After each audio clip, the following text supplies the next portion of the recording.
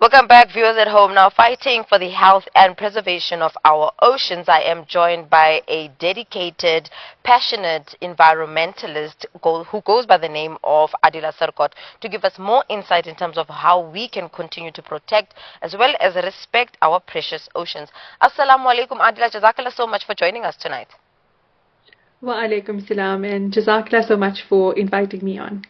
Now, for people who are so caught up in their daily lives and everything that's happening, why would you say it is important for us to really highlight and really look forward to World Ocean Day? Alhamdulillah, as an individual who has had the opportunity to dive deep into the waters, especially in South Africa, reefs like Aliwal Shoal, I've witnessed firsthand breathtaking beauty beyond the surface.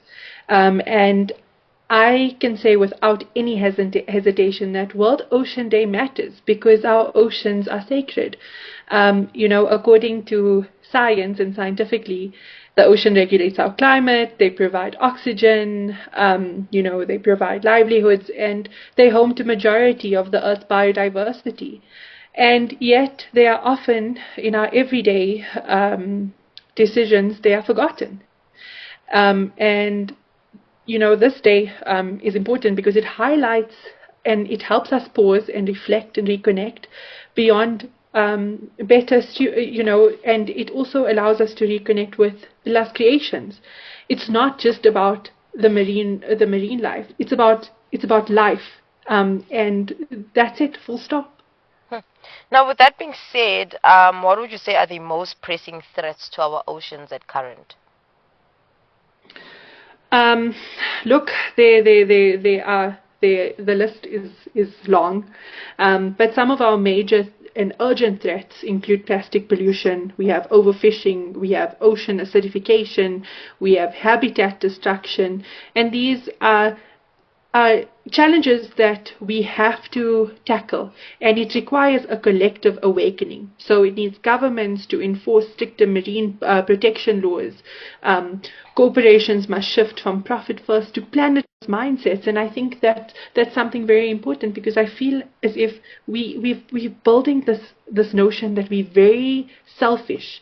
And we take more than we actually consume.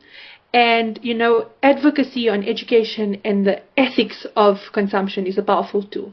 The Quran reminds us that corruption has appeared on land and sea because of what the hands of people have earned. So our healing starts with acknowledging that it is our responsibility to collectively awaken towards these challenges. And what are, some of the steps that, individuals can, consider or start practicing on to sort of, reduce this pressure on, polluting in the oceans and so forth? I think, when we ask this question, it can be very daunting to individuals. And I remember when I started years ago, advocating for the ocean, my dad always told me when I felt like my head was underwater, he said that without every drop in the ocean, there's no ocean. So I think, as an individual, we need to understand that every action counts. So, as an individual, to prevent some of these risks like plastic pollution and, supporting sustainable seafood, it starts with refusing single-use plastic. And I know as individuals, and I've seen it firsthand, we go into a restaurant and we complain about about a paper straw as opposed to a plastic straw. And I think just supporting businesses that have made these small little changes is very important for us. And then to also be mindful of what you eat. Sometimes, I don't know how many people are aware, but there is a list of, fish that shouldn't be overconsumed because of their risk of extinction. So, understanding and consuming what is allowed to be consumed and getting involved in cleanup drives and simply educating yourself around challenges that the ocean is facing is super important. I always say that an individual doesn't have to be a marine biologist to protect the ocean. You just have to be a conscious human being. And even sharing a social media post that changes consumers' habits can spark a way for change. It's also important to remember that governments don't change. It's citizens that drive governments to change. Now, before we get to a very important part on this conversation, speaking on how government or rather citizens can drive government to become that change, can you share with us a bit, especially those who are in Joburg and are struggling to find the correlation between ocean pollution and how we are so landlocked? How would you say that how would you develop the direct link between our daily actions with that of ocean health? Like I said before, scientifically, the ocean provides us with oxygen. It sustains livelihoods, and it homes majority of Earth's biodiversity. But apart from that, storytelling of the ocean is something that keeps us connected and keeps us grounded, and that's the key. When people hear stories from me personally of sharks circling peacefully beneath me when I'm diving, or if they hear a story of a fisherman who is struggling to put food on his table for his family because of declining fishing stocks due to overfishing, you connect to the ocean emotionally. And this is something that we need, even though we are miles away from the nearest ocean in Johannesburg and we landlocked.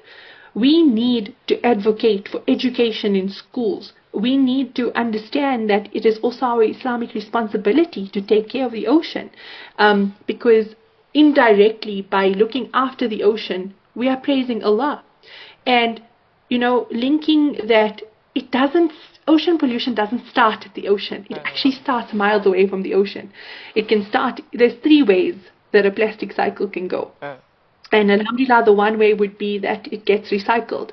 The second one would be that it ends up in a landfill. But the third way is it can go into a drain, it can go into a river, and it will make its way to the ocean. So regardless of our distance from the ocean, we play a significant role in even the challenges that the ocean is facing. Now, with that being said, looking into climate change, there's something called ocean acidification. How would you best define that, and what impact does it have on marine ecosystems, and how we might or are able to play a role in mitigating this? Ocean acidification is often the ocean silent killer.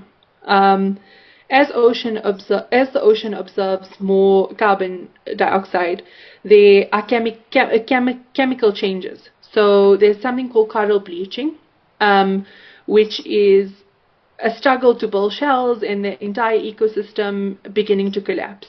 This directly threatens our food chain and our human livelihoods, and to mitigate these issues, we would need to use clean energy, reduce industrial waste, and protect blue carbon ecosystems.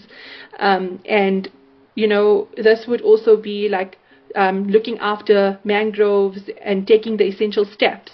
We also need to support research of local communities who are already adapting and innovating. So globally, there's been a lot more education when it comes to ocean acidification.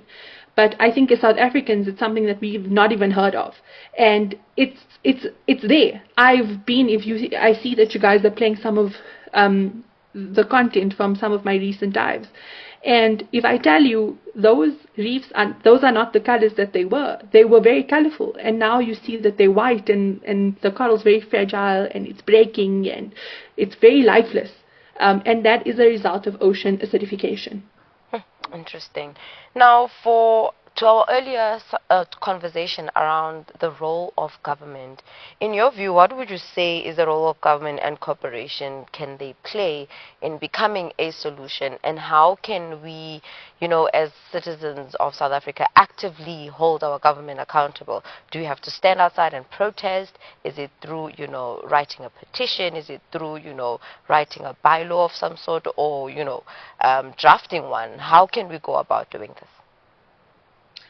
Look, like I mentioned before, it's citizens that drive governments to change. Governments not just going to change because they see that there's marine pollution happening.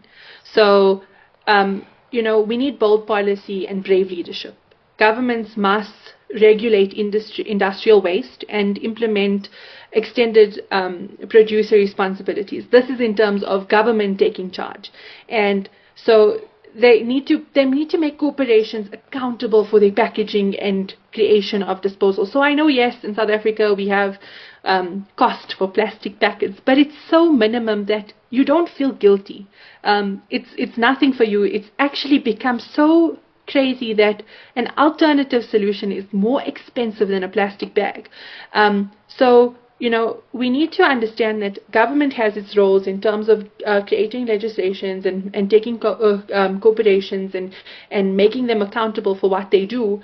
But we also need to not forget our own role, because we must consume less and we have to demand better, because we are citizens that will drive the government to change. And every person is a humanitarian, I believe. And I think I've seen communities that live closer to the ocean, and they are often, the people that are most affected by pollution. But they are, like I said before, they the least responsible for it, because it doesn't start there. It starts in a landlocked place and it makes its way to the ocean. So I think justice must be at the heart of our solution. It must be justice for our ocean. It must be, collectively working as citizens and the government to provide change for our oceans. Aadila, with that being said, you mentioned something that that I think it should really have us really scared and worried and pushing us to action, is that when you go to these dives, what was is not what is at current, in terms of the color and everything in between it, in terms of even the life in the ocean. Do you have any hopes of the future when it comes to ocean life, or just the ocean itself? And if you do, what really drives this hope? I think my hope comes in waves, just like the ocean. And, as a young individual, when I just started my activism, seeing my cousins join beach cleanups and having, these open spaces where we have these discussions, especially in communities that these are not normal discussions that we have.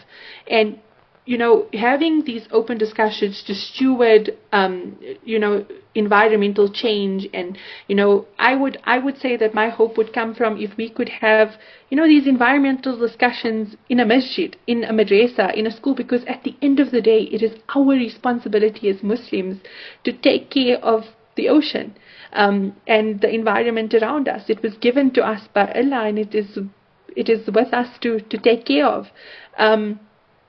My hope also comes when divers share their stories of reef restorations, and when someone tells me they've swapped from bottled water to water in a can or water in a milk carton. The ocean has incredible capability, and it will heal by itself if we were to neglect it eventually. But to help it and to let it has this incredible capacity to heal. And for me personally, in order to continue my hope and continue to stride, it's my role to keep speaking about diving. It's my role to keep speaking about what I see underwater, and to mobilize as much as I can, to take out as many plastic pieces I see on each dive. And your role may differ from mine, but it's the little things that we do that matters. So whether you're an activist or a teacher or a mother or a business owner or a journalist, it's our little responsibility to create hope among ourselves and to pick up what we can when we can. Aadila, Jazakallah so much for really giving us an understanding and insight in terms of what the ocean life is like. I mean, as much as a lot of us look forward to going to the beach, we look forward to having some prawns and so forth, it's quite important for us to understand that with consumerism comes responsibility of ensuring that how we consume things is not of neglectful. It's a matter of preserving, to say I'm having enough, or I'm using that plastic responsibly, or I'm opting out to alternatives outside of using that plastic itself. But Jazakallah so much for coming in and giving us that understanding. Jazakallah to you again. Viewers at home, that was my conversation with Aadila Sirkhoth, who is the ocean warrior. Hope that was insightful for you.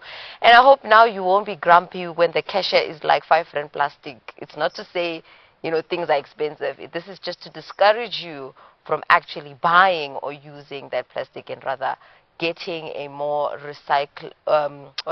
environment friendlier alternative at that. But for now, let's head over to an ad break. See you just after this.